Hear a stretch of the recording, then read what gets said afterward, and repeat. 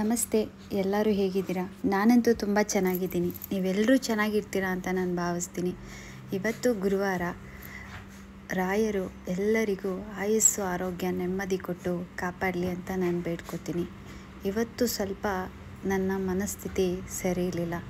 ಯಾಕಪ್ಪ ಅಂದರೆ ಇವತ್ತು ನನ್ನ ಸ್ನೇಹಿತೆದು ಸೌಮ್ಯರವ್ರದು ಹುಟ್ಟಿದ ದಿನ.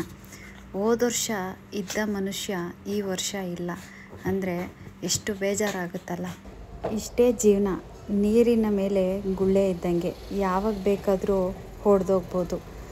ನನ್ನ ಸ್ನೇಹಿತೆನೂ ಅಷ್ಟೇ, ತುಂಬ ಚೆನ್ನಾಗಿದ್ದವಳು ಸಡನ್ನಾಗಿ ನಮ್ಮನ್ನ ಬಿಟ್ಟೋದ್ಲು ಅಂದರೆ ಅದನ್ನು ಇನ್ನೂ ಕೂಡ ನಾನು ಮರೆಯೋಕ್ಕೆ ಆಗ್ತಿಲ್ಲ.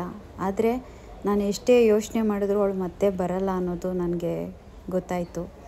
ಹಾಗಾಗಿ ಸ್ವಲ್ಪ ಮರೆತು ನಾನು ಸ್ವಲ್ಪ ಆರಾಮಾಗಿ ಇದ್ದೀನಿ ಅಂತ ಹೇಳೋಕ್ಕಾಗಲ್ಲ, ಆರಾಮಿಲ್ಲ.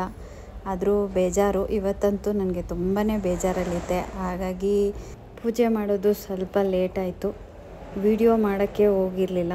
ಎಲ್ಲ ಹೂವಿನ ಅಲಂಕಾರ ಎಲ್ಲ ಮಾಡಿ ರಂಗೋಲಿ ಬಿಡೋ ಟೈಮ್ಗೆ ನಾನು ವಿಡಿಯೋನ ಆನ್ ಮಾಡಿ ಇಟ್ಟೆ. ಅಮ್ಮ ಬೇಜಾರು ಮಾಡ್ಕೋಬೇಡ, ಇವತ್ತು ಗುರುವಾರ, ಲೇಟ್ ಮಾಡಬೇಡ, ಬೇಗ ಬೇಗ ಪೂಜೆ ಮಾಡು ಅಂತ ಹೇಳಿದ್ರು. ಸರಿ ಆಯ್ತಪ್ಪ ಅಂಥೇಳಿ ಬೇಗ ಬೇಗ ರಾಯರಿಗೆ ಹೂವಿನ ಅಲಂಕಾರ ಮಾಡಿ ಪೂಜೆನ ಸ್ಟಾರ್ಟ್ ಮಾಡಿದೆ. ನನಗೆ ಇನ್ಸ್ಟಾಗ್ರಾಮ್ ಇನ್ಬಾಕ್ಸಲ್ಲಿ ಒಂದು 4 ಜನ ನನಗೆ ಮೆಸೇಜ್ ಮಾಡಿದರು. ಪಾಪ ಒಬ್ರಿಗೆ ಹುಷಾರಿರಲಿಲ್ಲ. ನಾನು ಆದಷ್ಟು ಬೇಗ ಹುಷಾರಾಗಬೇಕು, ರಾಯರ ಹತ್ರ ಹೂ ಪ್ರಸಾದ ಕೇಳಿ ಅಕ್ಕ ಅಂತ ಹೇಳಿದ್ರು. ಸೆಕೆಂಡು ಬಂದು ಇನ್ನೊಬ್ಬರು ಫಾರಿನಲ್ಲಿದ್ದಾರೆ. ಅವರೇನೋ ತುಂಬ ಸಮಸ್ಯೆಗೆ ಸಿಗಾಕೊಂಡಿದ್ದೀನಿ ಅಂಥೇಳಿ ಪಾಪ ಅವರು ಇನ್ಸ್ಟಾಗ್ರಾಮಲ್ಲೇ ಕಾಲ್ ಮಾಡಿ ತುಂಬಾ ಹತ್ಕೊಂಡ್ರು. ಅವರು ಕೂಡ ಒಂದು 15 ಡೇಸಿಂದನೂ ಕೂಡ ರಾಯರ ಹತ್ರ ಹೂ ಪ್ರಸಾದ ಕೇಳಿ ಅಕ್ಕ, ನಾವು ತುಂಬ ಸಮಸ್ಯೆಯಲ್ಲಿ ಇದ್ದೀವಿ ಅಂತ ಪಾಪ ಹೇಳಿದ್ರು. ಅವ್ರಿಗೂ ಕೂಡ ಇವತ್ತು ನಾನು ಹೂ ಪ್ರಸಾದನ ಕೇಳಿದೆ. ಮತ್ತು ಇನ್ನೊಬ್ಬರು ಬಂದು ಅವರು ಯಾವುದೋ ಒಂದು ಪರ್ಸ್ನಲ್ ವಿಷಯದಲ್ಲಿ ಕೇಳಿದ್ರು. ಸರಿ ಅಂತೇಳಿ ರಾಯರ ಹತ್ರ ನಾನು ಬೇಡಿಕೊಂಡೆ. ಇವತ್ತು ತುಂಬ ಚೆನ್ನಾಗಿ ಪೂಜೆನೂ ಆಯಿತು. ಇವತ್ತು ಯಾರೆಲ್ಲ ಹೂವಿನ ಪ್ರಸಾದ ಕೇಳಿದ್ರು ಎಲ್ಲರಿಗೂ ಕೂಡ ರಾಯರು ತುಂಬ ಚೆನ್ನಾಗಿ ಆಶೀರ್ವಾದ ಮಾಡಿದ್ರು. ನಂಬಿಕೆನ ಇಡಬೇಕು.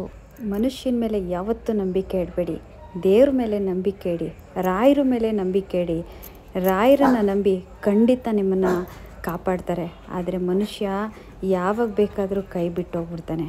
ನಾನಿವತ್ತು ರಾಯರನ್ನು ಇಷ್ಟು ನಂಬಿ ಇಷ್ಟು ನಾನು ಪೂಜಿಸ್ತಿದ್ದೀನಿ ಅಂದರೆ ನನ್ನನ್ನು ಯಾವ ಮಟ್ಟದಲ್ಲಿದ್ದವಳನ್ನ ಯಾವ ಮಟ್ಟದಲ್ಲಿ ನನ್ನನ್ನು ತಂದು ನಿಲ್ಲಿಸಿದ್ದಾರೆ ಅಂದರೆ ನಾನು ಸಾಯೋವರೆಗೂ ರಾಯರನ್ನು ಮರೆಯೋಕ್ಕಾಗಲ್ಲ.